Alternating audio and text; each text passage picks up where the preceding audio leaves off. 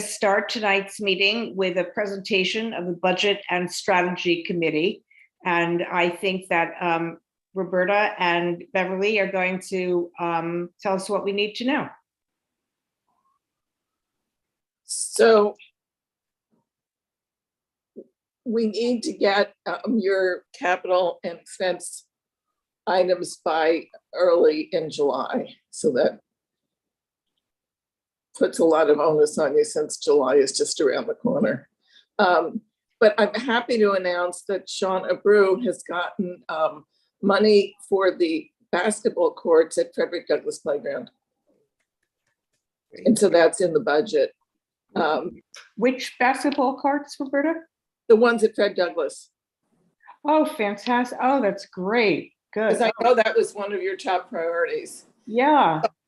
So that still leaves the, I left a message for somebody in his office because that still leaves part of the playground not covered. So I think, you know, I'll get that information for you this week. Okay, that would be great. And we also have some things to go over that we could go over while you're here. You might lend some guidance to us. So on the feedback that we got from OMB and from Department of, I guess, Parks and Recreation is that the rec center, that the skylight, they're recommending that you ask the local electeds for that finance. Well, Gail is funding that. She's already announced it. Oh, perfect. Yeah. So that can come off. That's so great. Yeah, can come off. Right. So we put together, I don't know, Beverly, did you want to add anything before we get into this part of it with our committee? Only that I think the work to assemble projects that are highly specific and where we can locate the actual location of them and preferably get letters of support from agencies and nonprofits, that's really going to strengthen what we put forward this year. But I think your projects have always been extremely specific, and that's been helpful in terms of getting the support we need. I just also would ask that you think about a little bit the district needs statement, which has it can contain priorities and thoughts that are not really about money, but that are about areas we would like to see policy changes or coordination among agencies or otherwise have requests that are appropriate for that. Also, I just don't want you folks to forget sanitation because you guys. Oh, we have Natasha, we won't forget that. So that there should be budget requests around that as well. Yeah. As you see the needs. So credit where credit is due. You did such an amazing job last year of writing the DNS for us, for parks, that I think that we're going to probably, although we will review it, I'd like to be able to use a substantial amount of it this year. Is there any reason why we cannot do that? No, we're glad to not have to rewrite stuff. Great. Okay, very good. But I think we should add that this is a prior request, this is a continuing request, so that it's duly noted that we didn't just, it's not a new request. Okay. So Ken, do you have a general question or something specific? Because we do have a list that we'll present the list first and then we'll get into anything additional. General question. Sure. I assume you haven't met yet with Steve Simon and Margaret Bracken and the people at Parks, which usually happens in October. So how does that fit in with coming up with a district needs statement this early? Well, it is true that we have not yet been in touch with them, but we will be. We'll reach out to them and we'll see what we can do. So it'll definitely incorporate whatever what's on their plate. Yeah, for sure. Okay. Yeah. So maybe it sounds like you'll have to meet with them in July, I guess, because Yes. if this is due. Yeah, the timing of the October meetings is really just not aligned to the timing that city planning was put in place around the completion of the needs. No, that's a good thought. I will reach out to Steve tomorrow and see what he has to say about it. Okay. So if there's no more general questions, we did prepare a short list, most of the items from last year that haven't been met yet. With the addition of one, Natasha's gonna share her list. Share that list, please. And then we'll open it up to any questions, suggestions, whatever.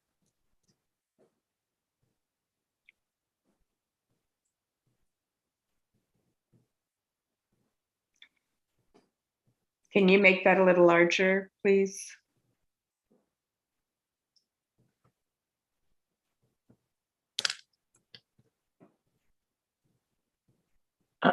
Great. Okay, fantastic. Okay, can everybody read those?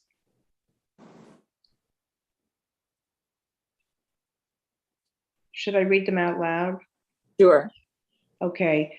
Provide funds to ensure that all playgrounds are in working conditions, clean, updated, and inviting.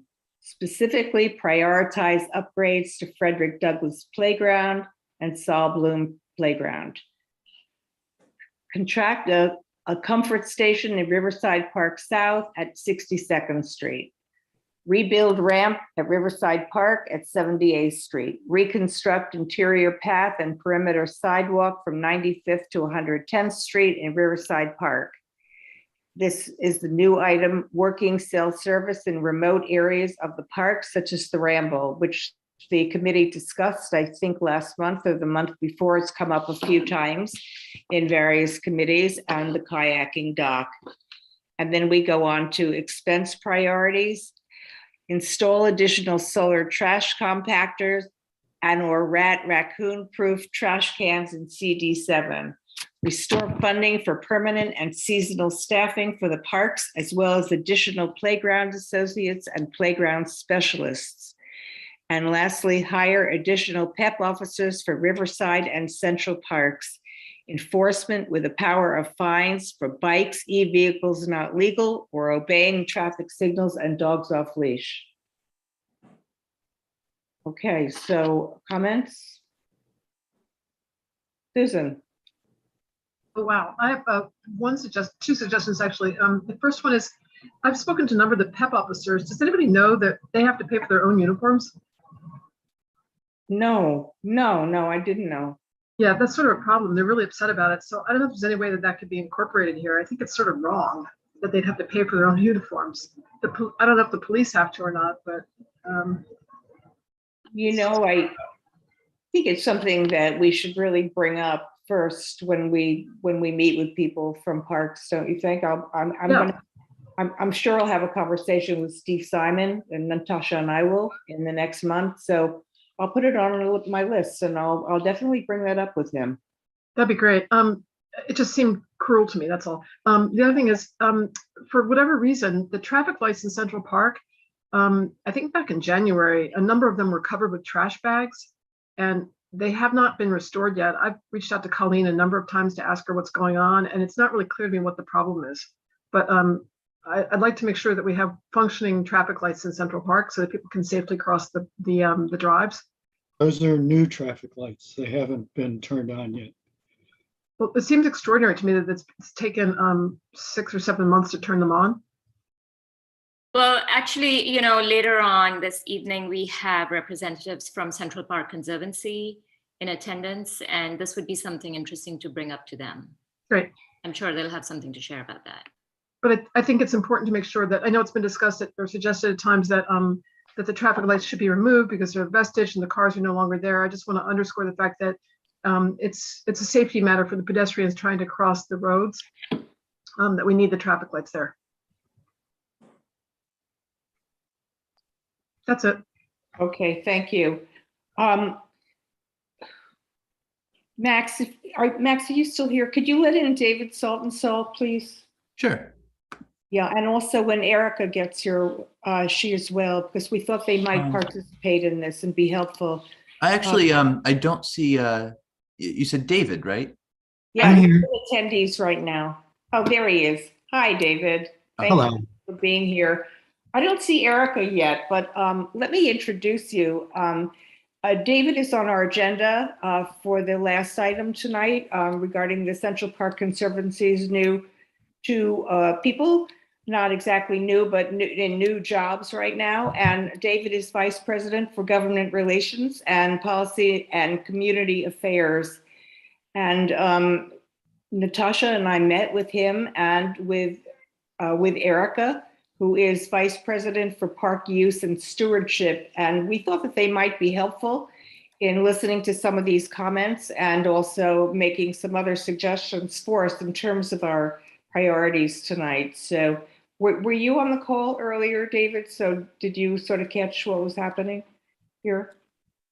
A little bit, yeah. And I certainly see the list in front of us that is shared screen. But hello, everybody. Thank you so much for inviting me along. And I do think Erica will be here shortly if she's not already here. But Barbara, do you want me to give my little spiel now, or do you want No, me to? I think we should wait for that. But I think if you could answer Susan's question, which had to do with the trash bags over the traffic lights and when the new ones will be unveiled and how they differ. I can't answer all those questions. I think Erica would be able to. I would underscore that it's the Department of Transportation that has full and total control over the traffic signaling in the park. They generally keep us apprised of what they are doing, but I do think it's generally correct that these are new and slightly different signals. I don't think there's any plan at this point to remove any signals on any kind of permanent basis. But I can talk more broadly towards the end of the meeting about general safety on the drives and the degree to which it is very concerning to us. And I think we have larger plans to sort of take a really holistic view of what's going on the drives. That would be great. Okay, Ken, you have a question? Yeah, about the priorities. Yeah, sure. Okay, I haven't had a chance to compare this list with what we had last year in great detail, but I did notice a couple of things that that are not on this year. And so I'm just wondering, is that intentional? Or for one thing, we under capital, we had build a comfort station in phase 5 of Riverside Park South at West 66th Street, which I assume is different from the one at West 62nd. No, it's the same one. It's the same one? I think so. Okay, because remember they were supposed to build a comfort station at 62nd and at 66. And then they kind of reneged on the one at 66. And so I thought we were. One at 66, but the request was for 62nd Street, and that was from last year, and that's what's up here. So we just changed the cross street? On track. That was a typo on my part. So what should it be, 66? It's not contract.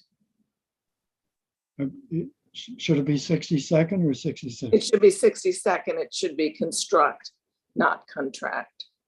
Yeah, construct, okay. 66 is already built. There's nothing gonna happen there. Okay. And we had for years, we had an environment item about enforcing idling laws.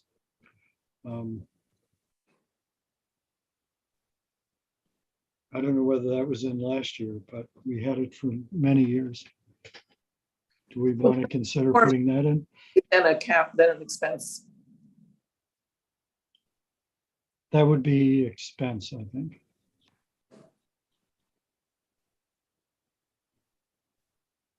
It would be more of a capital, a district needs rather than a budget item. Okay. And let me see, we had synthetic turf field maintenance crew. Is that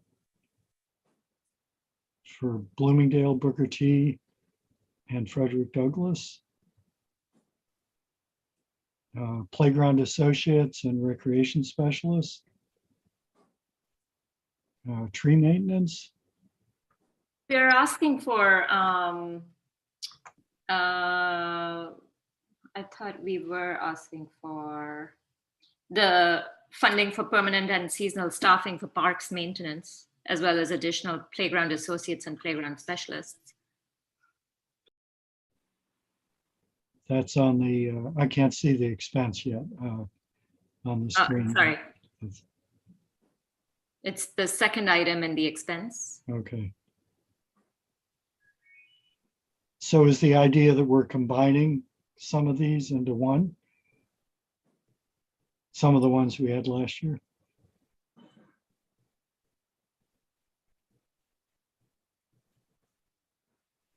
I mean, we can do either. We can add additional items. Mhm. And You know, the board does eventually vote on them. yeah.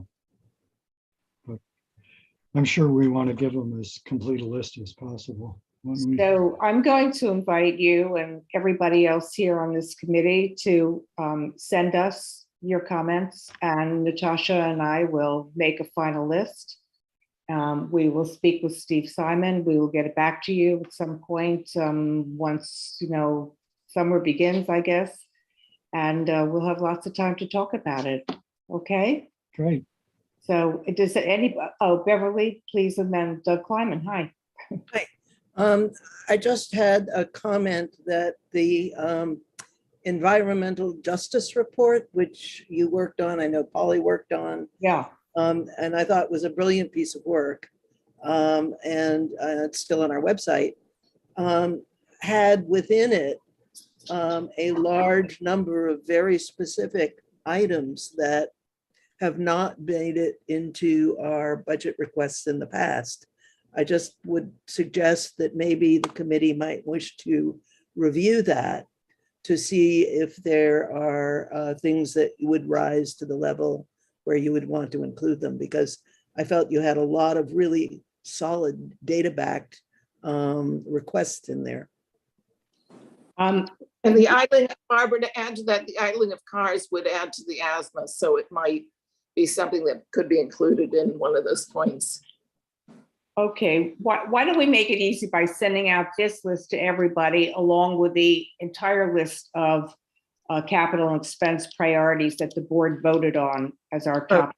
Okay, I'll send that to everybody. and then you'll all have it. And Polly, if you would please go through it and see what you want to extract, because I also thought that environmental justice report was wonderful. Will do. Mhm. That'll be great. Okay. All right, I'll send the budget and capital that we approved around tomorrow to all of your committee. Oh, okay, thank you. That would be wonderful too. Doug, question? Yeah, I'm not on your committee, but I can certainly email this to you, but I had mentioned it at a previous Parks and Environment. There's the entrance of 74th and Riverside into Riverside Park.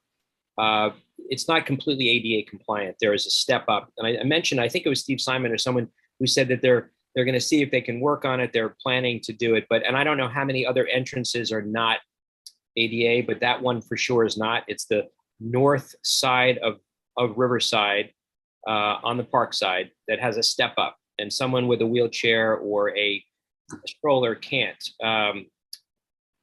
necessarily navigate it. So that's all. I don't know how many other park side entrances are also not. I haven't inspected, but 74 north side of 74th and Riverside is a step up. It's not ADA compliant. Yeah, there's so many places in Riverside Park that are not ADA accessible, very unfortunately. And of course, as they renovate things, they are becoming ADA accessible, but I'll mention it, of course. Okay, thanks. Sure. Seema. Hi, I'm sorry I'm not on screen. I'm having some Zoom issues today. I was just wondering if we could add something more in the way of rat mitigation measures, and perhaps the rest of your agenda later on will sort of speak to maybe what exactly those items are, but we are one of the zip codes the Upper West Side has a bunch of zip codes that rank among the highest in terms of rat complaints. Yeah, that's a good idea. I think maybe a conversation with Caroline will lead to some good ideas to add to this list. Sounds great.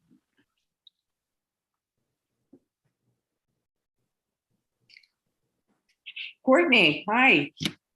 Hi. Well, I was planning to hold my question for later, but since I'm here, I just wanted to raise for thought and discussion. Remember the issue we had about the playgrounds, and especially in Riverside Park, that we're having some issues with people taking pictures of kids, people being inside and having problems with that. And when we spoke to the police departments, one of the things we heard that would have been helpful were two pieces.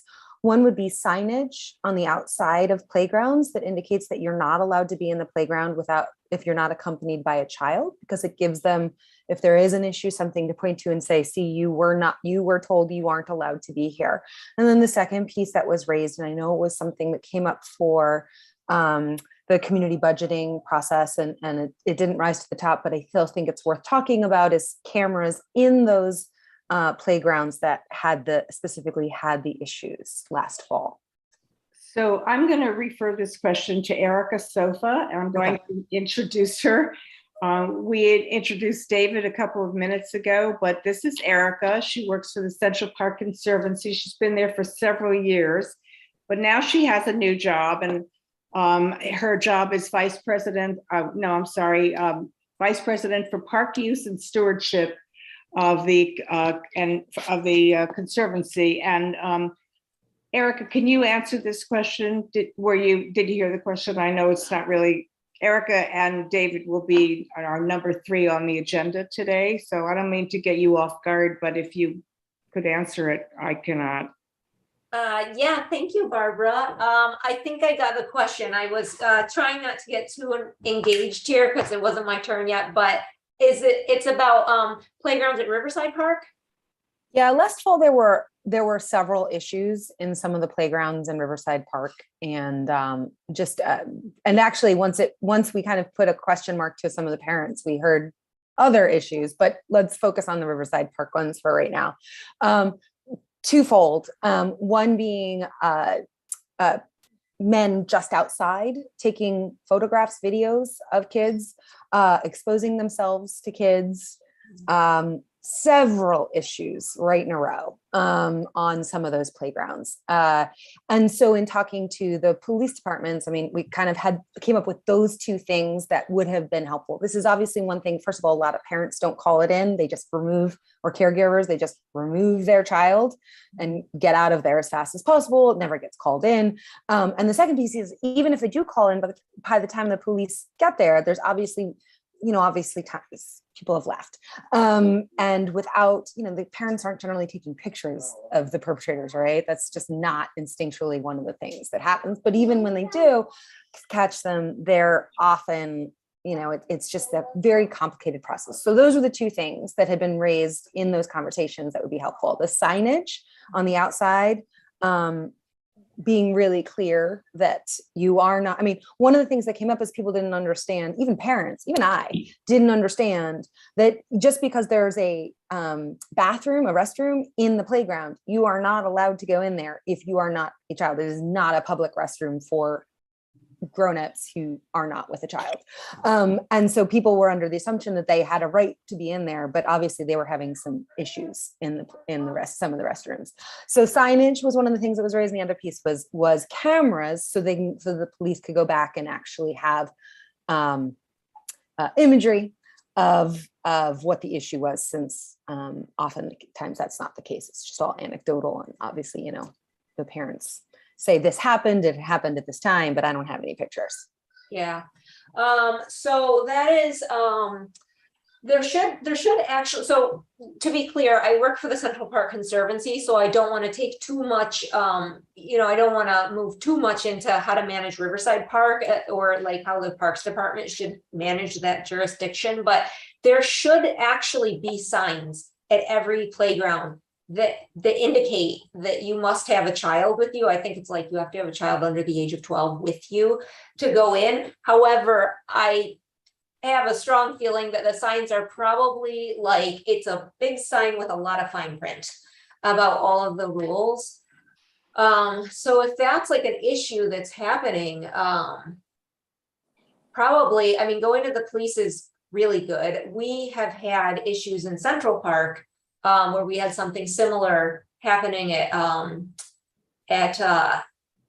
the playground that's close to the Met.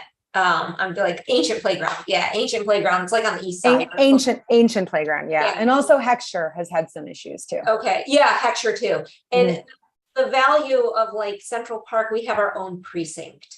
Right. So we are able to get like a very dedicated response to those kind of things because they're fully focused 100% on the park. The police did like do some work in both of those playgrounds though, which was really helpful. And it was also very nice for them to be able to respond to the community. And I don't know, like maybe, you know, every precinct has like a community affairs officer. They tend to have like a phone line where the community can call in and like share their concerns directly with the police. And I think that most precincts also have like a kind of something like this, where the community can come to a meeting and express things. So, I mean, maybe that's the kind of stuff, if you were to find out what are the precincts that are in those areas where you're seeing a lot of that feedback and like direct your constituents to like, you know, make a little noise with the police department on like that this is a concern, could be helpful. The question around I think I think this is why this is a DNS question too, because we've talked to the precincts about it too. So this is where some of the suggestions came from. Anyway, we don't have to go into it right now. I don't mean to derail this. To answer that, I think it certainly could be an expense budget item as far as getting more signage and getting cameras. And it certainly could be something that we can put into the DNS. So just, you know, check. Maybe Barbara, when you talk to John Harold and Steve Simon, you could find out how high a priority that is of theirs. Can I chime in really quick? I'm the Barbara, you're muted. Can you hear me now? I'm the one who's muted. I'm sorry. Yeah. So Matt, can you answer Courtney's question? You have individual signs that can be posted at the entrance of the gate. So Courtney, I can get you connected with the park manager for Riverside Park. So if there are park entrances or playground entrances that don't have signage that says something along the lines of only adults that are accompanying a child allowed. And those can, you know, we do have access to those, so we can get those posted at entrances. Like was mentioned earlier, it is on our consolidated sign where there's a lot of different rules and regulations, but we do have an individual sign that states that specifically that we can put on gates. I'll send you, I'll individual message you Wesley Hamilton's email, so you might be able to send him a list of sites you're concerned about. But definitely working with the NCOs with NYPD would be a good idea as well. Thank you. Thanks, Matt. Thanks. Okay, if there are no more questions, I think we'll go on to our second item tonight, and we will send out those lists so you can all. Beverly, you had something? Oh, you're leaving. Okay. Thank you. Thank you very, very much for coming. Beverly, Roberta, and Matt, I guess you're sticking with us, right? Good. Okay, so I'm going to turn this over to Natasha. Hi, everyone. So I wanted to welcome back to Community Board 7, Caroline Bragdon from the Department of Health. Caroline is, as many of you know, she was present at a November meeting last year, and she spoke very passionately about the rat mitigation work that she's been doing. And we're very happy that her department or her team is back up and running after being sidelined during COVID. And you know, we may have specific questions, but Caroline, I was wondering if you could start out by telling us what the progress has been since November of last year. I think you had a big backlog, of course, of complaints. And then, obviously the actual mitigation work had also been put on hold. And you were going to just start working on that aggressively. You were praying for a very intense winter. I'm not sure if you got that to your satisfaction. But where do things stand now? Well, thanks so much, all of you, for inviting me back. And I think I have mixed news. The staff did return to work in full this winter. They were back, returned from their reactivations for COVID. We did have a slight detour in December where they were back for a little while in the fall, and then they were reactivated again just to get us through that increase of COVID. So the staff weren't actually fully back until January 1st. And we've been catching up on the backlog. We have fully caught up on the backlog of complaints and compliance inspections, which are the enforcement inspections that we do. And now what we're doing is a concentrated effort to look at the community boards, particularly in Manhattan, that have the highest count of complaints. And we're going in and doing RAD indexing, which was a pre-pandemic strategy that we used. RAD indexing is when we inspect every single premise, tax lot, in a community board. And Community Board 7 was one of the first community boards that we indexed. This allows us to calculate a failure rate, which is the number, and percent of properties in the entire community district that have signs of RAD activity. And so CB7 currently has a failure rate of 20%, which is very, very high. It is as high as many of the community boards that we're working on in Brooklyn that also have very high numbers of complaints. Those areas are Bed-Stuy and Bushwick. And it's similar in failure rate to what we're seeing in Inwood and Washington Heights. So CB7 is not alone, but what we're seeing is very high RAD activity and very high numbers of properties failing for RADs. So often we say complaint poor indicator of RAD activity, but in this case, the high number of complaints did lead to a finding of high failure rate for RADs. In follow-up, what we're doing is we're continuing to ramp up the enforcement. So when we do those indexing inspections, every property that fails that first initial inspection that we do in indexing, every property that fails will get an abatement order from the health department. And then we'll go back and do compliance inspections. And right now my staff is doing compliance. So they're re-inspecting all the properties that had rats on the first round inspection, and ones that haven't done any improvement, any abatement, will get a summons. In addition to that, we're creating work orders in our system for city spaces that have rat activity, which are mostly, in this case, tree pits. We're seeing a lot of rat activity in the tree pits.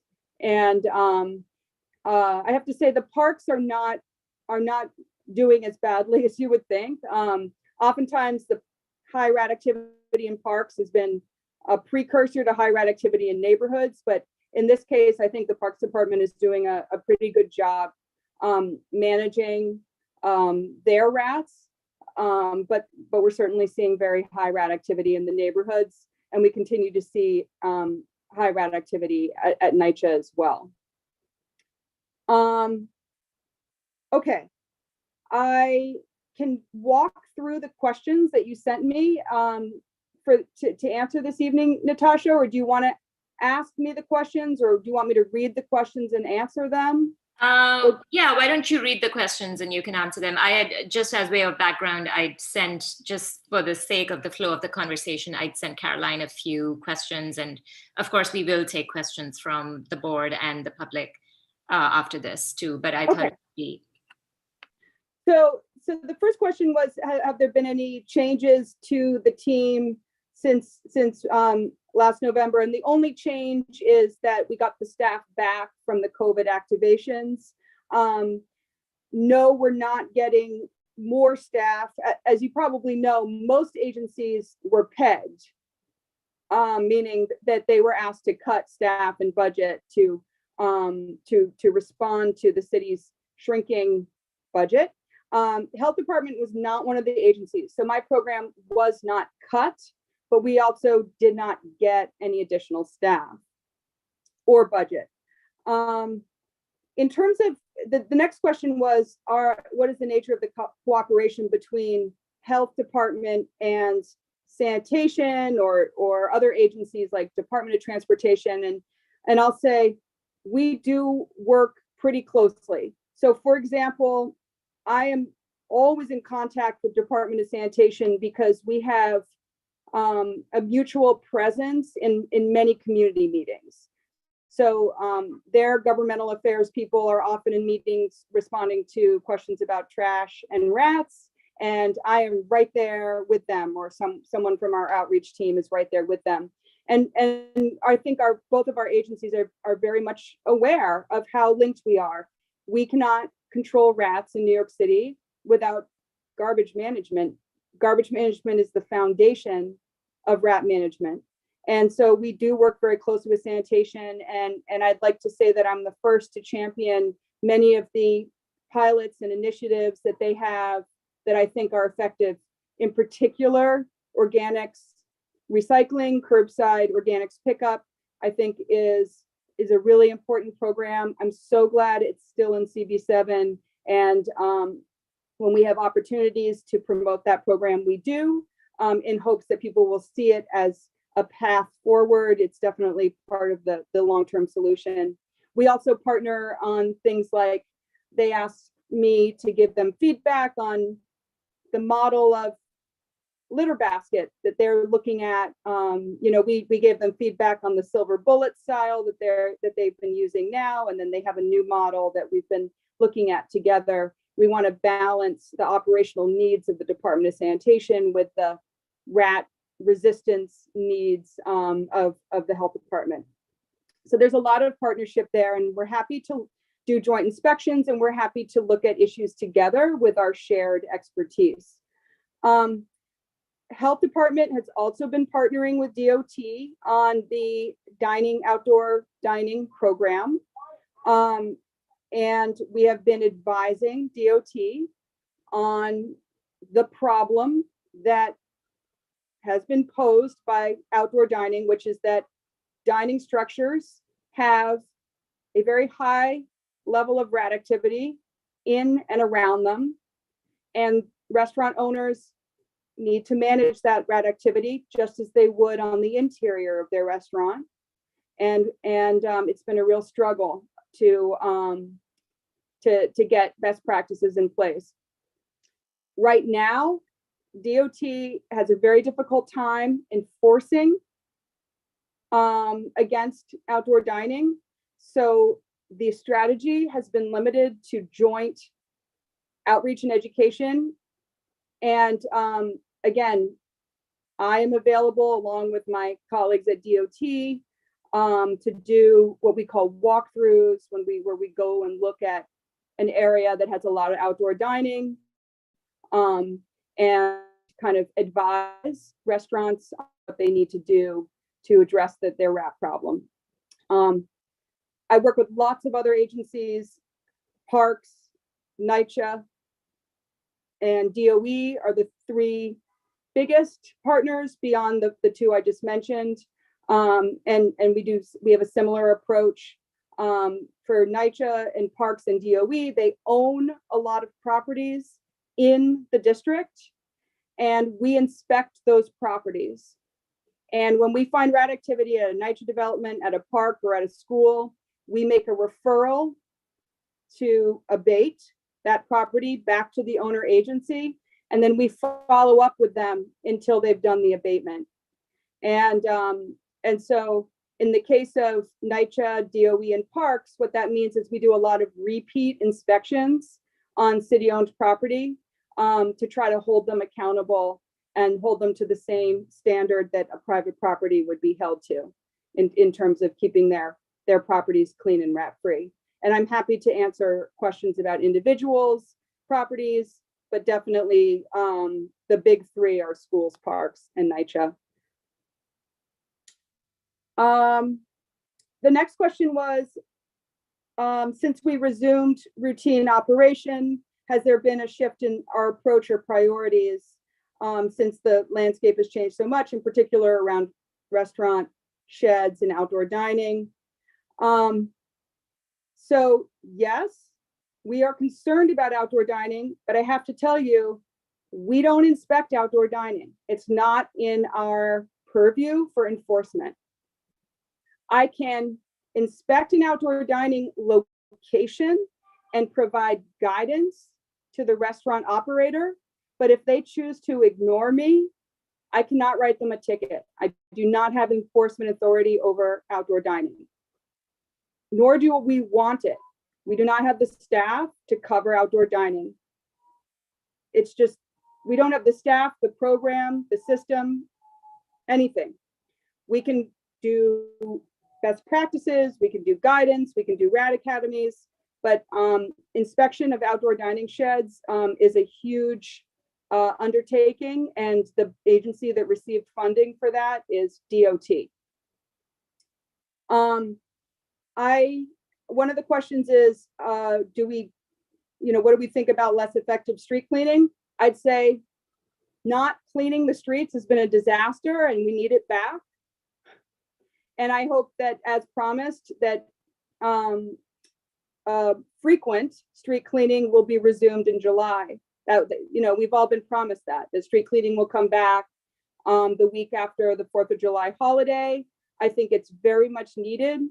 I think that the reason we're seeing a lot of rat activity in people's cars is because the street underneath the cars is not clean, and it seems like it's obvious to me that rats are going underneath the cars to feed on the litter that's underneath the cars and then going up inside the cars. We want to see curbside composting back, and all we can do is, the collective we, is tell people it's here, sign up for it. We want buildings to sign up for it. And then in terms of the other things you mentioned, are we seeing impacts from increased homeless or impacts from increased dogs? Not that we can detect with our systems. I can't say that there's a visible impact from those things. I think that the most visible impact that we're seeing is from lack of cleanliness overall, plus an increase in food availability, which is from the garbage itself and in some cases from outdoor dining that's being poorly managed. Okay, I've said a lot. Any questions so far from what I've been saying? I can move on to the next question as well. So the next question was, while everyone is concerned about rats, there doesn't seem to be any major public outreach or outreach blitz or enforcement blitz. So I'll say a couple of things. Media campaigns are one of the most expensive undertakings an agency can have. I don't have a budget for a media campaign. I just don't. It's not in my budget. We do have a very robust outreach program, though, through my Rat Academy team. And my Rat Academy team has been offering between 1 and 5 Rat Academies. And in some months we've had, I think, 6 to 8 Rat Academies a month regularly throughout the pandemic. We're offering free outreach, free education We just need people to come to us. We scaled back a little bit when my community coordinator who runs the Rat Academy went on maternity leave in the beginning of June, but we're trying to keep up with demand, and we just need people to host and sign up for the events. In terms of an enforcement blitz, that's kind of what indexing is. That's what we did. We inspected every property. Every property that fails the inspection gets an abatement order, and then the ones that fail a second inspection get a summons. But I can't speak for the other agencies. Supers putting garbage out too early in the day, that's a sanitation request and should go to sanitation. If you're interested in asking sanitation to do an enforcement blitz, I don't think that would be a bad thing. And then restaurant sheds that are unhygienic or have pest problems or garbage problems need to be inspected by DOT. So the next question was, for restaurant sheds, what influence do I have to enforce or write summons for poor hygiene? And the answer is none. I have no enforcement. So I have to plug in my phone. I'm losing battery power. So just excuse me for a second. I have no enforcement.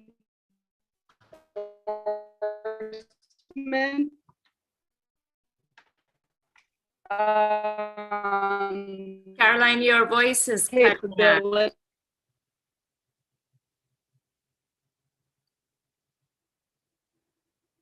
You're breaking up and your voice is cutting out.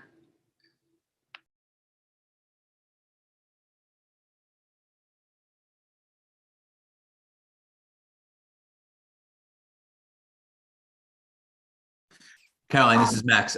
You might want to try turning your audio off and sorry, your camera off, and your audio might improve a little bit.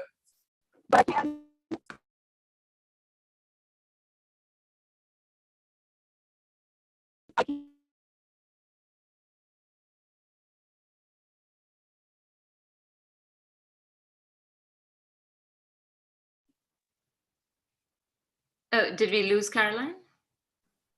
She may have hopped off and might be rejoining. I'll keep an eye out for her. Oh, she's here. She's back. She's back now. Caroline, I'm back. yours? I think, can you hear me okay now?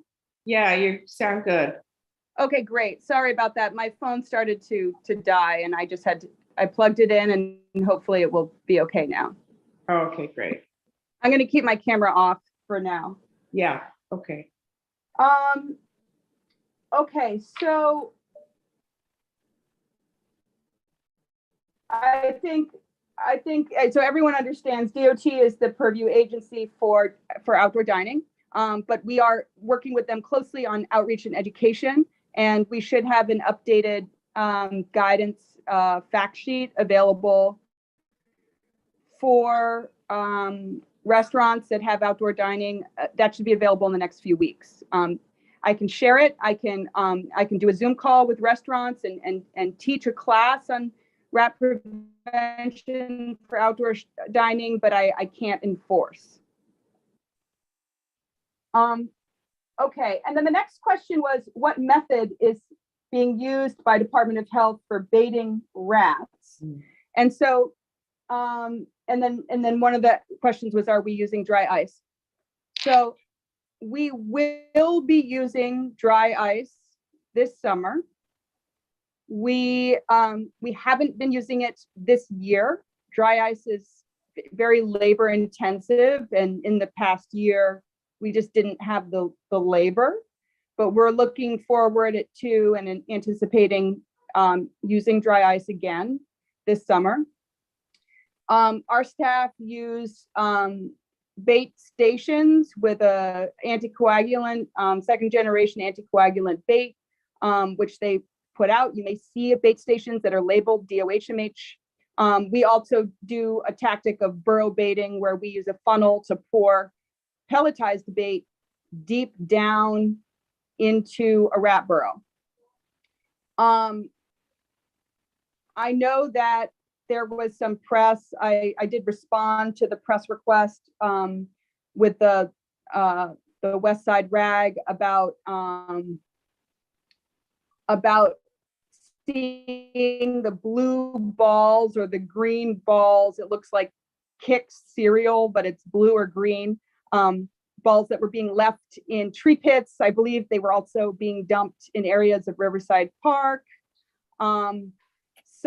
Somebody looks to us like somebody is buying rat bait online and then dropping it in public spaces. And it could be a building super who doesn't know it's illegal to do this. It could be somebody who's on a crusade to kill rats. I don't know who it is. If you see that person, you know, I would advise to call the New York State DEC police. They have, you know, an environmental police squad, and they will investigate and write tickets to whoever is doing that.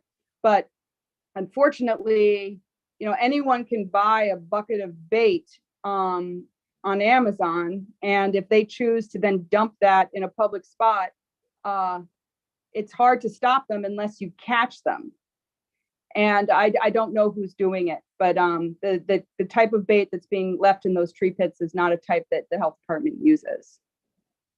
Nor is it a strategy that we would use where we would just put the bait loose. You know, you're supposed to insert it deep down into a burrow system. And then, so the next question was, what is our biggest issue right now in CB7? And what are barriers to success? And, you know, I'll say, I mean, the biggest issue is there's a very high level of rat activity. I know it's there. I see it. We're picking it up on the inspections. What we do need is for property owners to comply with our abatement orders. And we need all property owners to be vigilant about garbage management right now. You know, rats are persisting in areas where they know they can get their nightly meal. And what we need is extreme vigilance from every property owner. You know, everyone should have enough containers to hold all their garbage. It's even better to separate out the food waste and put it in a brown bin, and then keep the garbage in separate containers. But garbage management is the long-term key to long-term rat reduction. And we're not seeing it. We're still seeing kind of a lot of garbage in the street, overflowing litter baskets, a lot of garbage, availability. I'm seeing how the parks are struggling. You know, people have big parties in the park, a lot of food waste left behind. It's work to constantly be picking up the garbage off of people. And we need, whether it's a restaurant or a property owner, apartment owner, or even just a resident, to really be vigilant about putting the garbage in a can with a lid on it. I think street cleaning is going to help. I think frequent litter basket pickup helps. I think getting schools and NYCHA into compliance with containerizing their food waste will help. We've had several schools repeatedly fail inspections. I think it's very much related to uncontained school food waste. So all of those things, you know, if you're thinking about district priorities, you could also, I've heard you say the right things, go to sanitation, go to parks. What does parks need to keep clean? A lot of times parks needs a nighttime cleaning crew. Sanitation might say they need an extra truck for pickup. And for schools, they may need additional bins to hold their waste. We advocate for a thing called a tilt truck, which is like a big wheelbarrow with a lid that they can hold their garbage in, instead of just leaving it in a bag on the curb. And then NYCHA just needs constant reminders to keep the garbage areas clean and garbage contained. I think I've answered all the questions so far. What else? Yeah, please ask me more questions. Yeah, I'm going to open it up to questions. First, we have a couple of questions from the board. Ken, you can go on ahead. Okay. Thank you, Caroline, for all your hard work in this and your great knowledge of this issue. I think I understand this, but a high failure rate in our district, that means you go around and see how much garbage there is and tick off what percentage of property owners have a lot of garbage. Is that it, or is there more to it? That's part of it, almost all of it. So the inspectors, they do walk around and they're looking at every property in the exterior, front, side, yards, rear yard, if we can get access. And they're scoring the properties on 3 different things: rat activity, garbage sufficient to feed rats, and harborage, which would be clutter, unkempt construction materials. Sometimes if there's a garden, really high weeds or loose garbage or something like that.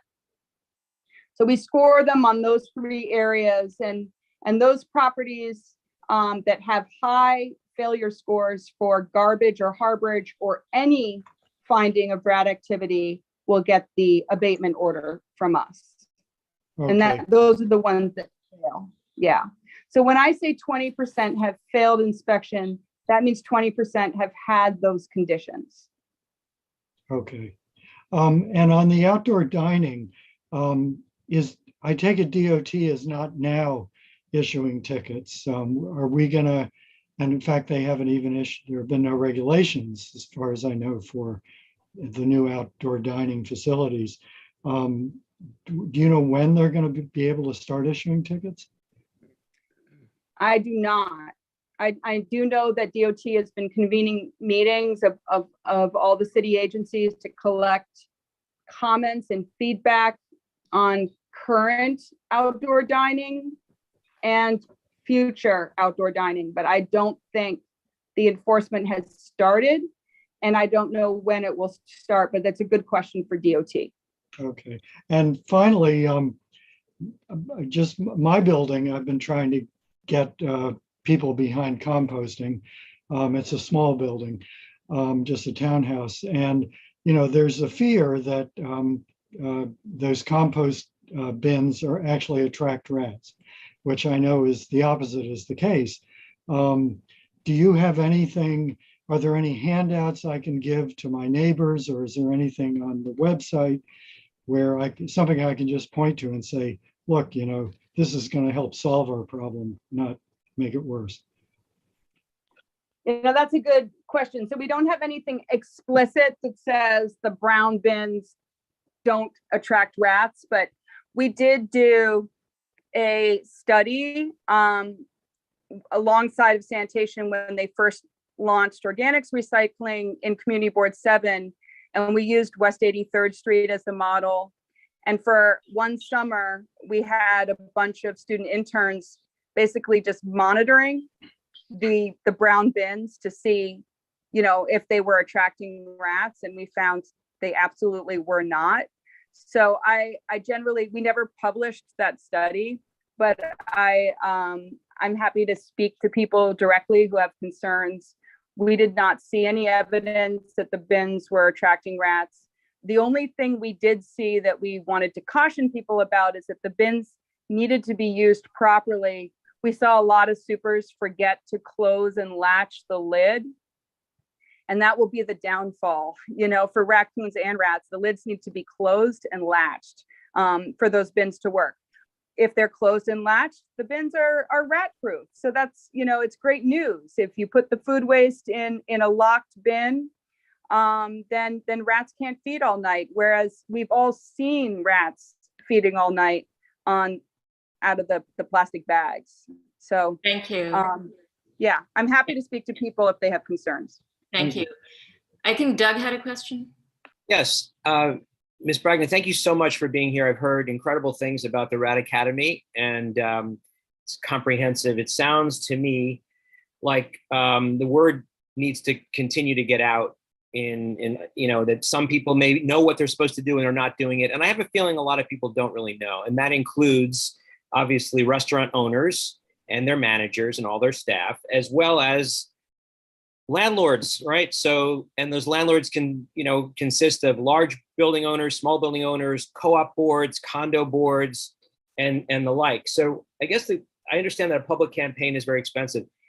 Question, do you have, and I guess this is similar to what Ken just asked, do you have any handbooks or links, digital links to videos or otherwise that can be disseminated, that we could even post on our website perhaps, to really get the word out, to make sure that just about every building owner, restaurant owner knows what is expected of them to mitigate this serious problem we have in our neighborhood? Yeah, definitely. So we have a guide called Preventing Rats on Your Property, and that's available in English, Spanish, and Chinese, and you can get hard copies mailed to you if you want to distribute them, or I can send out links. So we have that. In addition to that, we have the rat information portal at nyc.gov/rats that has just lots of information on rat prevention for businesses, for neighborhood associations, and for property owners. On the rat portal, we also post all of our inspection findings. So we think it's very useful for property owners and concerned tenants and neighbors to look up their own property and see, what do you see on the rat portal? Did the property pass? Did the property fail? Has the property failed every inspection in the last 5 years? I mean, it's actually very useful to know that. And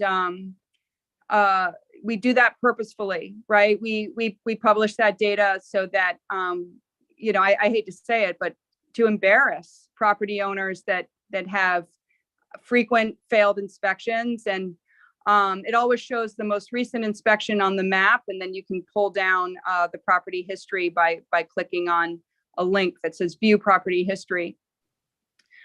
So we really encourage the community board to put a link to the rat portal on your website, nyc.gov/rats. And there's also information there on when the next academies are and how to sign up for the next academy. And I think there's 4 upcoming ones that we're welcoming people to sign up for. And I'm teaching one tomorrow night, if anyone's interested in signing up. Thank you, Caroline. Thank you, Doug. I think I'm going to ask, I think Peter Arnston had a question. Sure, thanks. Hi, Caroline. Hi, Peter. Couple things. One is everybody is under the organics definitely needs to be expanded. And we've been working with the Manhattan Solid Waste Advisory Board and recommending that it become mandatory in Community Board 7 and use Community Board 7 as an education and testing site that it can then be expanded into other parts of the city. So just be aware that the Manhattan SWAB does have a position on that, and I support it entirely. Also, the restaurants are limited because restaurants and residents are limited because the haulers are not picking up containerized garbage. So we are pushing for more of that, and hoping that the Business Integrity Council can start to push some of the haulers. in that direction. So just those are two options that are outside of the your normal purview. But I just wanted to bring them up, and I'll leave it there. Thanks. Yeah, thank you. That's great information for me, and I appreciate that. If we can help in any way with BIC or with the swab, I'd be happy to. And then one note for you, because I know you know a lot about rats, is that what I'm seeing is so much rat activity in the tree pits that are near outdoor dining. And, we really want to do a big push for the restaurants to understand if you bring your restaurant to the tree, you are becoming responsible. In my mind, the restaurant owner is now responsible for caring for that tree. And we want to, if you have any ideas on how to get the message out to the restaurant operators, we got to do a better job taking care of these street trees, because they're getting all kinds of concrete dumped in them. And I've seen all this bad behavior because the restaurant owners don't want rats nearby, but they are the ones attracting rats into the tree. So it's really a sticky issue, and I think we need to start really reaching out to the restaurants to compel them to care for their street trees that are adjacent to their structures. That's really true, Caroline. And one of the things that we've been observing, can you hear me? Yeah. Oh, sorry, I didn't know what was going on. In any case, the I'm sorry, I lost my train of thought. Floors on structures we're starting to get them removed because that's been a place for harboring the rats. So they not only have the food from the garbage in the plastic bags, but they also have a place to hide underneath the floors. So that's been a positive thing. Also, I've been experimenting with the boxes that have traps inside, and I don't use poison. I just use the traps, and I've been taking out at least 1 to 3 a day from certain tree wells. Thank you. Yeah. Well, thank you. And Peter, we can talk offline too if you. Sure, that'd be great. Come on up to Open Streets. Oh, we've had sanitation and Lower East Side, sanitation and Big Reuse and Grow NYC come up and talk about organics and try and get people to sign up for organics. We've had that 4 times. We're going to continue to do that. It's like every other week that they're coming out and having a table, and they need Peter, we have to wrap this up because I'll stop. Thanks though. I think we just have one last question from Roberta, and then we'll move on to the third item of the. Thank you so much. Hi, Carolyn. So if you haven't taken Rat Academy with Carolyn, it's an amazing experience, and we have CB7 in the past has certainly advocated for Rat Academies, and we certainly can put new information up. But I also, Andrew Ritchie, who is a board member, is the head of New York City Hospitality Alliance. So I will send you his contact information and he can get the word out to his restaurant people. Great, thank you. Thank you. If there are no more questions, I just wanted to thank Caroline for being here tonight. This was very enlightening and sobering at the same time. I guess we'll keep going onwards and hoping for the best. And I'm really hopeful about I think it's the July 5th resumption of the street cleaning full time. But we hope to have you back maybe in the fall sometime, Caroline, and with consistently better news. Thank you for everything. Thank you. Thanks, everybody. Thank you. And Thank you. Have a good night. You too. Bye-bye. Bye. And now you met our 2 people from the Central Park Conservancy briefly, and I apologize for the long wait.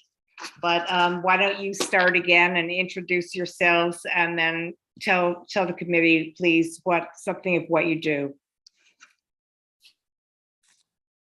I can start. I'm Dave Saltonsall. I'm the newish Vice President for Government Relations, Policy, and Community Affairs at the Central Park Conservancy. This is a new position for the Conservancy. It hasn't existed in a long while. But part of my job absolutely is to engage with elected officials and city government in general, to the extent that they interact with Central Park. And, you know, we have reason to deal with at least half a dozen agencies on a regular basis. But it's also the community boards. So, you know, for me, this is just an opportunity to introduce myself to everybody here. And I can share my contact information with folks going forward. I think the point is that, you know, I know you hear from PDC and like Lane and Chris Nolan and all those folks on a regular basis when there is an actual project in the park. And I have no intention of getting in the way of that. I think they do a really good job of what they do. And I was listening when they did the North Meadow presentation a month ago. So that's not my job, but it is sort of everything else that might be crossing your mind. And Erica will talk a little more about where she intersects with all of this. But I think, you know, my main point right now would just be that to the extent that you have questions or concerns within the park, and I'm sure a lot of them come across your table, I am a person who can chase down answers for you within the organization and maybe within the Parks Department or maybe within DOT or other places like that. And just try and get, you know, solid information. It might not be a particularly satisfying answer all the time, but it will be information. So I look forward to working with all of you. And with that, I think I will just turn it over to Erica to explain where she fits in. Thanks, David. Hi, everybody. So as Barbara had said, my role here at the Conservancy is Vice President for Park Use and Stewardship. I've been with the Conservancy for just over 10 years. I moved into this role in March. I also worked for the Parks Department as a park ranger in Central Park, and did some other things, recreation and whatnot with parks. So I've been in the park for a while, and the role that I'm in now, it really focuses a lot on community concern and how people are using the park and what's happening there. David and I work really closely on a lot of projects because, as he said, our work depends on other agencies oftentimes. But what I directly oversee is film and special events, which is its own beast. But the part I think that relates more to this group is community relations. And so that we have a small community relations team that like goes out into the park and does outreach with the public. We'll actually like do outreach on informing people what the rules are, just making sure, like trying to keep things, reduce conflict, I guess you could say, prevent, address, and resolve conflict. Work very closely with NYPD, with the Parks Department, Parks Enforcement Patrol, all of those groups. So I think, yeah, what we wanted to do, and thank you to Barbara and Natasha for inviting us, is just to make ourselves known to you and say, we are a resource for you. If things are coming up that we think may really affect your constituent base, or maybe we're doing something that we think, oh boy, you're going to get some feedback, then we're going to want to reach out and tell you about that. So like, that's where David and I would come in. Maybe you say, oh, come to a meeting and present on that. We are right now doing a campaign to tighten the leash in Central Park. I'd be happy to talk about it. I don't want to take up too much space here, so I'll leave it to you if that's appropriate, but that is something that's happening in the park right now. Okay, so Susan, you had your hand up before, you had a question, so why don't you ask Erica that same question? It's great to meet you guys. Well, the first thing was where to start. I've got a whole bunch of different questions. The first was about the traffic lights. I was saying before that since January, at least, the traffic lights in a number of locations in the park have been covered with trash bags, and I understand they put in new traffic lights. My question is, when will they go into action and what is different about the traffic lights? If you know. Yeah, good question. We are aware of those garbage bags too, and the new traffic lights that have come in. We're actually working on a lot of different concerns that are coming up on the drives. This is like a big thing for David and I and the Conservancy at large, is I think that any of us who have been in Central Park, if you're riding your bike or taking a jog on the drives or even trying to just cross the road, we probably all know that there's a problem in the park right now. It's just an explosion of e-vehicles, fast, high-speed bikes, just tourism's coming back. It is super chaotic. We're working on a few different things related to the intersections, the lights. That question, Susan, we need to connect with DOT and get some answers on that. We don't install the lights, we don't manage the lights. DOT manages the drive as though it is a street still at this point. So all the signage that you see that's related to traffic, that's all DOT. But I've got a notepad here. David and I talked about this, that anything that we can't answer here and now, we would like to just take this down and try to get these answers. We could either follow up with an email or maybe come to another meeting and try to come with answers to these questions, but that's a good one. That'd be great. I mean, I don't want to put you on the spot right now, but just let you know, I've been in contact with Colleen Chattergoon, who's fantastic from DOT. And I've tried to bring this up a number of times at transportation committee meetings, but it'd just be really important. Can I just move through it real quickly? I don't want to hog the spotlight here, but the rest of my friends on the community board know that I'm an avid birder. I spent a lot of time in Central Park, a lot. So some of these questions will be bird related.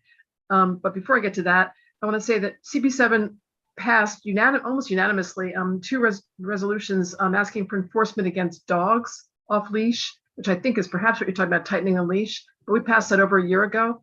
And the other resolution was about enforcement about bikes not obeying the laws. So if you need copies of those, I don't know if they were ever circulated to you guys, but that might be helpful. I think those are both areas of great concern that I have. And I've spoken to a lot of the people who are also concerned about that. So the dogs and the bikes are concerns. The mere construction, from a birding perspective, the mere being inaccessible from the west side of the lake, the west side of the mere, and the south side, unless you go up and around in a kind of roundabout way, is really frustrating for birders because you can't see Duck Island anymore. And also the noise from the equipment is unbelievable and cannot be good for the birds on Duck Island.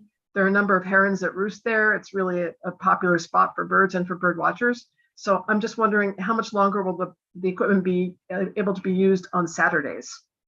Because right now there's a lot of loud noise on Saturdays. So it's like 6 days a week at least. And that's kind of a problem. If there's any way to move the fencing, and maybe I should talk to you offline about this. If there's any way to move the fencing so that people could go along the western edge of that veneer, that'd be really great. The next question is about trees. There are a number of trees that have been taken down recently, and I know there are problems with health of trees, but the question here is about, what is the tree management process? And in the birding community, sometimes CPC gets a bad rap because people think, oh, they're just taking down trees just to take them down. It might be something people would be interested in hearing about, because I think the tree management is probably something you put a lot of effort into. Maybe you'd want to come back to a Parks Committee meeting and talk about what the tree management process is to kind of defend yourselves. One tree in particular that's gotten a lot of attention is at the north end of the maintenance meadow. There was a large tree that was apparently getting ready to fall on the maintenance shed or on the comfort station there. And that tree was taken down. That was very popular for birds. And that's been a source of great dismay. And then the final thing is that all, Susan? No, one more thing. I'm done. We're almost done. Just one more thing? Okay. One more thing. Okay, one more thing is private usage of the park. And recently I've suffered from this. There was actually a private dinner being held on Oak Bridge. So Oak Bridge was closed off and you couldn't use it. And then last week, I tried to go onto the duck blind behind Delacorte Theater, and that was being used for catering. And that just seemed unacceptable to me. I don't see why they couldn't have set up their catering station someplace else. So I'm just concerned about the usage of the park for private events like that. That's it. I can address a lot of that, but Erica, do you want to talk about dogs? Just because it's so timely. Sure. Yeah, let's get that one in. So the thing around dogs is, I'm sure you're probably all aware of this, so I won't go too deep into the backstory, but you know, during the pandemic, a lot of people adopted dogs. And there's just many more dogs out there in New York City than there were before the pandemic. Additionally, in Central Park, one thing that we have made a intentional decision is to try to limit the amount of signage. To try to limit, you know, Central Park is supposed to be a place where New Yorkers can get away from being bombarded by like text and messaging. And so we try really hard to be really mindful about how many signs do we put up in the landscapes, what's really necessary. And so there really haven't been a lot of signage around the rules related to dogs. So you've got all these new dogs. You've got not very much signage. And then during the pandemic, a few things were happening. You know, we're going through this era of police reform where people are nervous about like doing enforcement for a while. And then also during the pandemic, like when finally people could come out, there was kind of like a relaxed approach to a lot of the rules that seemed like, you know, we got to let people breathe. We got to let people move and run. And so there was a reduction in the amount of enforcement that was happening at the same time where we're getting an explosion of dogs and not much signage for new dog owners. So we have a problem. We see it. We get complaints every day. We've been working really hard to put together a really great plan for how to tighten the leash, get dogs back on the leash in the park. It's in play right now. It's actually it's going to affect some of the landscapes that are along the west side, so you should be aware of this. But what we've done is we've prepared some brand new signs. They're beautiful. They're not like green signs. We typically use green signs, which totally camouflage with the environment. These signs leap out at you. They're black. They have like, they're just nice looking, and they will be seen. We chose 6 key landscapes. Actually 8, but there's going to be 6 that get a real focus on enforcement. We chose 6 landscapes where we see real problems. Like these areas are like dog runs. We have put up a lot of signs in those landscapes. Right now, we're doing it in 2 waves. So the landscapes we're focused on right now are Pilgrim Hill. That's 5th Avenue and 72nd Street, Conservatory Water. Cedar Hill, also on the east side, 79th Street and 5th Avenue, and West 86th to 90th Street. There's a massive lawn there on the west side that we just restored recently, and it's beautiful. The Ramble is also going to get signed. Later this year in August, we're going to sign the Great Hill, Frisbee Hill, and West Pine Needham, which is just northwest of the Great Lawn. We're also going to sign the Sheep Meadow. So in addition to putting up all of these signs that clearly state what the rules are that like the community cannot ignore, it's just going to be very visible. We've been doing a lot of outreach. So our community relations team here at the Conservancy, it's quite small, it's just a few people, but they've been going out, they've been engaging in those landscapes with the community, like letting people know what the rules are. On our signs, there's also a QR code that people can scan, and it will take them to like a very friendly page on our website that like talks about resources. If you have a dog, what are the rules in the park? What are resources for you? We've been working with PEP, Parks Enforcement Patrol, to help us here. So they actually have been doing outreach as well in those landscapes. They are going to start summonsing. I think we're aiming to make that happen this week. So they are going to start writing tickets. We've done outreach. We've got the signs. People should know now. And this is going to be a mix. They're going to be in uniform sometimes. They're going to be in plain clothes sometimes. But we're going to start writing tickets. And that's going to happen through July 13th. So we got about a week and a half to start just writing some tickets. We want to have a start date and an end point. We started this last week. The second wave will happen everything should be set up to roll in August, where we do just the exact same thing. We also are meeting with you. We're going to be meeting with another community board, and we've done some hyper local news as well. So we pitched this to like West Side Reg, I Love the Upper West Side, Patch NYC, just to get the news out so that people aren't like blindsided by this. We want people to know, and that's what we're up to. We're also doing a lot of social media around it. And Gail Brewer's office shared that this afternoon. So like we're in touch with the electeds, including Keith Powers, whose district borders a couple of the other enforcement zones that we're working on. So it's a big effort. And I think over time, hopefully it'll just make a difference and dogs will be on leash after 9 a.m. like they're supposed to be. Thank you very much. Okay, Elizabeth. So, well, just to circle back on some of. Oh, sorry, David. And Susan, maybe you and I can just have like a more direct conversation. But let me just say this to everybody, because I'm sure it's going to come up. But like, the drives are definitely a concern for us right now. You know, it's I think precarious if you're a pedestrian, and there's obviously people going too fast, and nobody obeys the traffic lights, and we see it.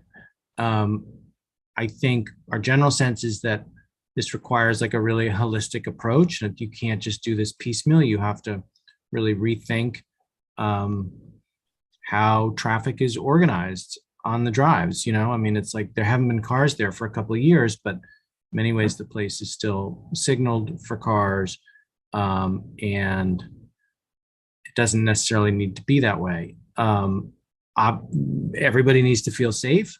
So, you know, we are at the very beginning stages of really trying to, you know, do some real traffic studies on usage and pinch points and ways that people could be slowed down. It's going to take a while.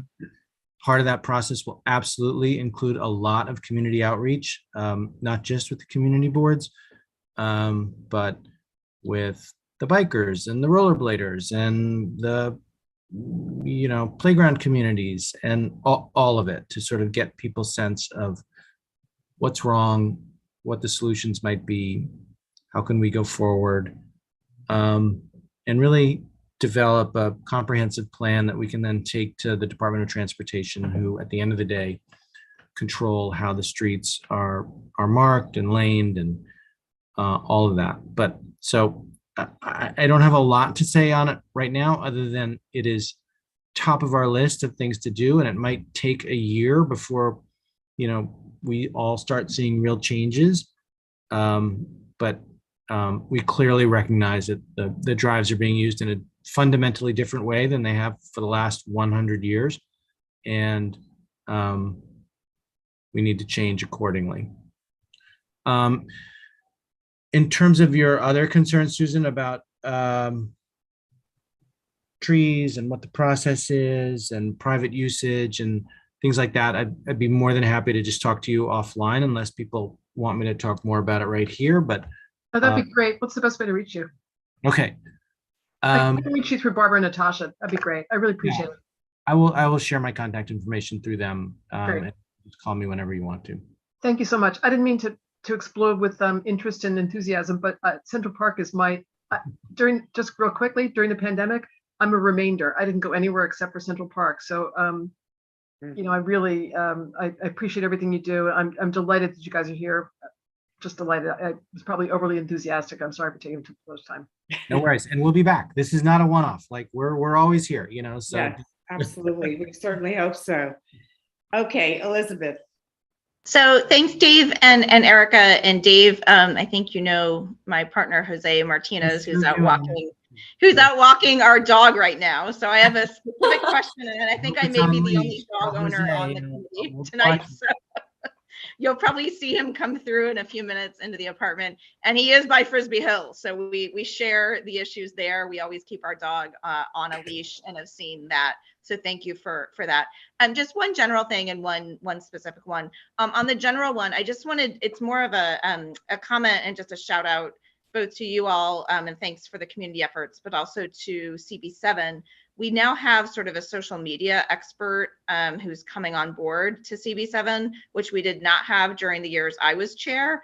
I was happy to get us our Twitter feed and our, live streaming our meetings, but there's a whole new presence now. And I do think there is a following there, and there's an opportunity to amplify it more on these issues that both Susan very aptly raised and you did. So I would just encourage you to use us as a resource for that in the future. And then just two specific things. I mean, I think on the dog issues, the leash things, if you need anyone who knows the dog community really well in this neighborhood and in the park and uses the park, I personally am happy to help with that if you need folks to sort of help as you're thinking about signage. And I do think there's a community there that obviously, as you said, are new owners and they just don't know the rules. And we constantly are stopping people and saying like, hey, it's, you're not allowed to have your dog off leash after 9 a.m. But then we feel like we're being sort of like the jerks who are saying to people, they're like, well, my dog is very well behaved. And we're like, well, that's not the issue. It's just that it's the rule.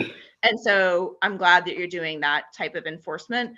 The other specific question I had was really about Tavern on the Green and the public space there that I know we worked with the Parks Department and with the Conservancy on. That space, which was granted, and CB7 worked really hard in the 2010s. This goes to another thing that Susan had mentioned about some of the private space. That space was supposed to be designated for people in the community to have sort of lower price food, be there as a concessionaire, to be in that area.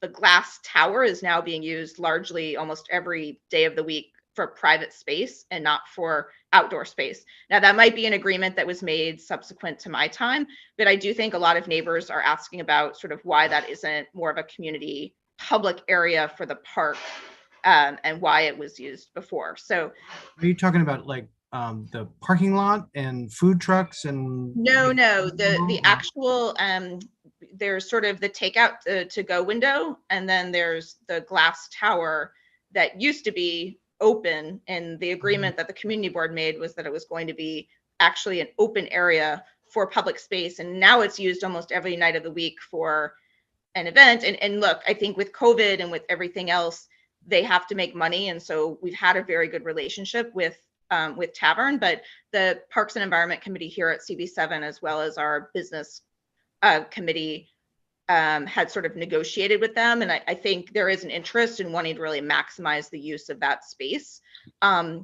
And then the final thing, just really quickly on public spaces, is more of a question, and we can get back to this at another time, but what's happening with the Ballfields Cafe? Because we love it down there and it's been closed for such a long time, and we're curious as to whether it's going to open again.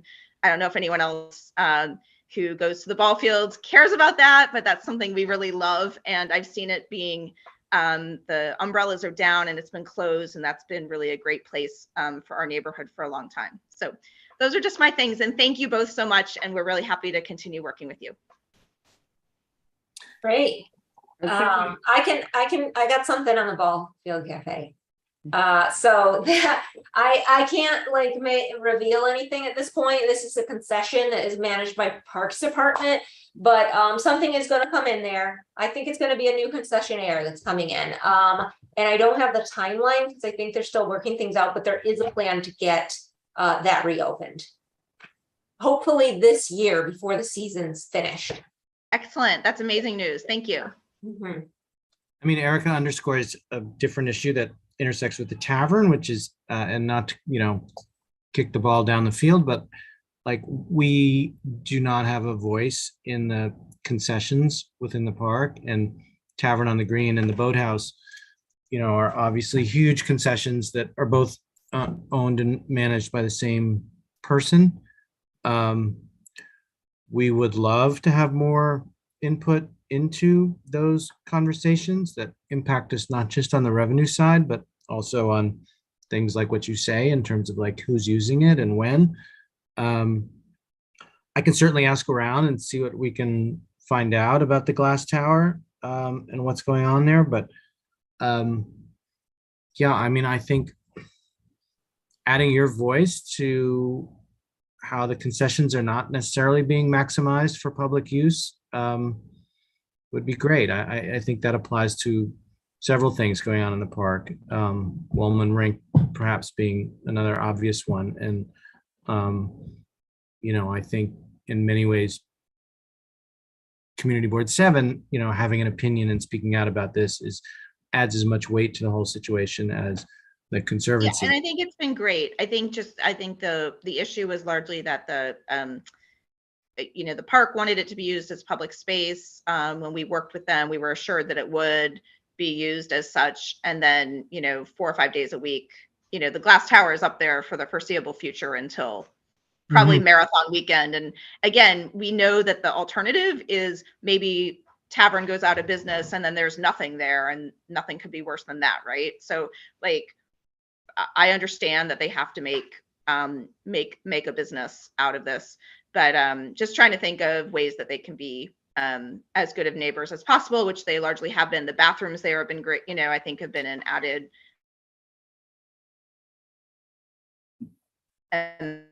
amenity. And I know this is, is on people's minds. So I'll stop there because I know a lot of other people have questions, but again, thank you very much. All right. And of course, Elizabeth, feel free to call me if you want to talk about other stuff or additional stuff. Of course. Okay, thanks. Okay, Ken, and then Courtney, and then we're going to wrap this up for the evening. So, Ken. Okay, nice to meet you, David and Erica. I have an observation and then a question. I'm very glad to hear that you're rethinking the drives as opposed to just doing knee-jerk enforcement of the existing rules, which has not worked. And I don't think will. I think it's a matter of right now, we've been up till now trying to fit sort of the square peg of what is a recreational space into the round hole of making it conform to street rules. I think it's not that kind of situation. In fact, contrary to some members of the committee, or Susan in particular, I would argue that traffic lights are maybe more of a problem than a solution, in that they create the expectation that recreational users are going to stop just like drivers do at red lights. And I think that's an unreasonable expectation. And there are some unsignalized intersections that do very well, such as 85th Street on the west side. So, and again, I'm very happy to hear that you're doing a holistic approach to this. The second thing is, back before the pandemic in January of 2020, this board passed a resolution calling on the DOT and the Conservancy and the Parks Department to put their heads together and create viable cross-park routes for cyclists. This was following the death of the Mount Sinai doctor who was killed biking to work in one morning in December of 2019. It's been now 2.5 years. And I know our board is wondering since we passed this resolution, what's happened with this. There are also advocacy groups that are working on this, and how can they help move this along? Erica, you want me to take that, or you? Yeah, you could take that. That's Ken. It's new to me. But it's only new to me because I'm new in my position. So I appreciate being brought to speed on that. And I'm a biker too. So, I mean, of course, like opportunities across the park would be very good. David, do you know anything about? I mean, not a lot. I mean, obviously there's 72nd Street and 102nd Street, and those have always been there. And I think there is also sort of a passageway on 97th Street or thereabouts. That's sort of just north of that transverse. Yeah, within the the loop. You can't Yeah. cross the loop. Goes by the North Meadow and stuff like that. So that is there. I think we recognize that that's not sufficient. I also think DOT has said for a long time and up until the last couple of weeks, including, that they don't think the transverse roads are appropriate for cyclists, and that they just do not imagine a universe in which there is a bike lane there unless you start talking about like one-way corridors across the park, you know, where the transverses would not go both ways. And then maybe there could be room for bikes. I don't think that's particularly likely.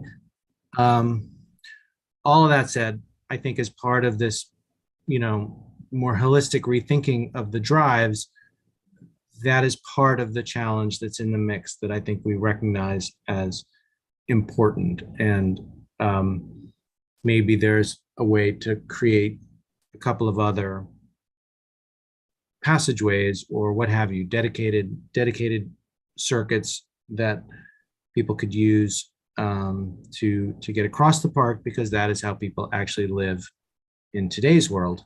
And I think that is our goal. Great to hear.